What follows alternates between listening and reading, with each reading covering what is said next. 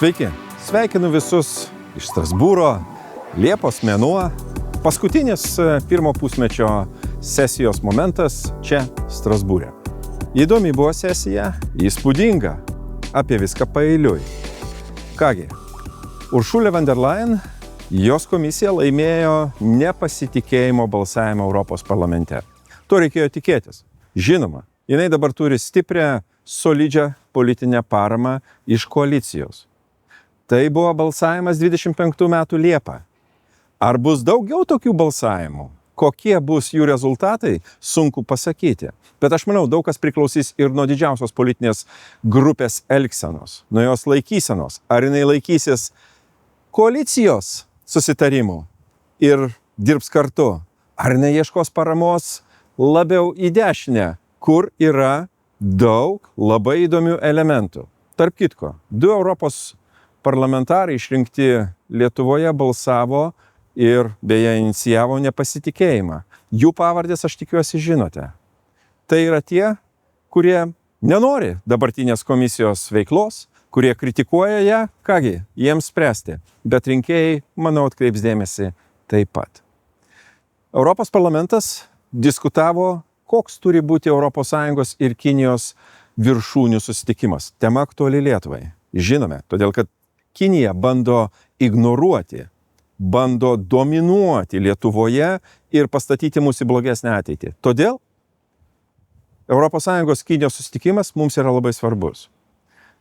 Von der Leyen pasiūlė savo principus arba tuos pagrindinius klausimus, arba, sakykime, nuostatas, kuriomis remiantis bus kalbamasi su Kinija. Tai yra subalansavimas. Priminsiu, kad Kinija šiuo metu turi 300 milijardų prekybos perviršį prieš ES. Kinija neleidžia ES kompanijoms dalyvauti viešuosiuose pirkimuose, tuo tarpu, kai jos kompanijos ES valstybėse narėse dalyvauja viešuosiuose pirkimuose. Netiesa, reikia grįžti prie, sakyčiau, kitokios situacijos. Tai yra rizikos nuėmimas, taip vadinamas de-risking principas. O tai reiškia, kad mes negalime būti priklausomi nuo Kinijos prekių, paslaugų ar panašiai. Mes turime turėti aiškią alternatyvą ir kuo greičiau, tuo geriau.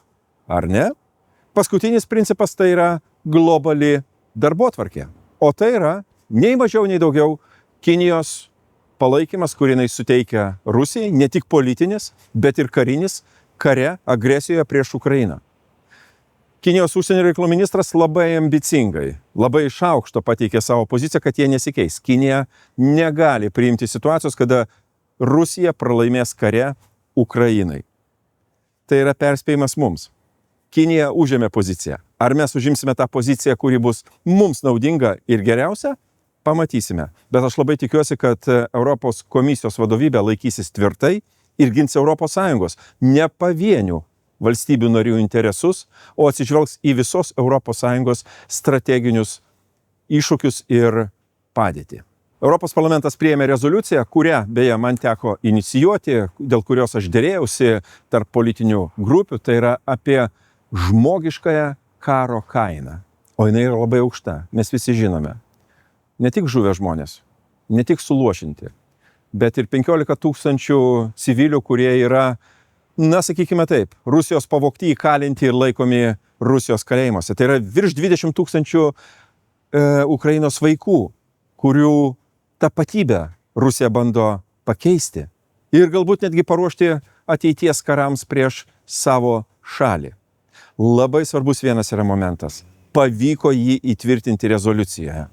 Tai yra kalbama apie galimą, aš pabrėšiu, genocidų pagrįstą nusikaltimą prieš Ukrainos vaikus, kitaip sakant, šalies ateitį, ir tą genocidą, galimą genocidą vykdo Rusijos vyriausybė. Labai geras, aš sakyčiau, palinkėjimas Rusijos vyriausybei atsibusti, pajusti, kaip mes vertiname jos veiksmus ir, žinoma, neišvengti atsakomybės ateities teismuose, kur Rusija iš tikrųjų stos prieš teismą ir privalės atsakyti už visą tai. Tai buvo Liepos sesija. Visi skirstosi, parlamentas nurims, nebus galbūt tiek daug politinių batalijų, bet Aš jums priminsiu apie save, pasakosiu, mes bendrausime, mes nagrinėsime pagrindinės temas. Na ir žinoma, vis tiek, visi pasidžiaugime, kad ir lietinga, bet lietuviška vasara. Ji yra taiki, ji yra lietuviška, ji yra mūsų. Iki.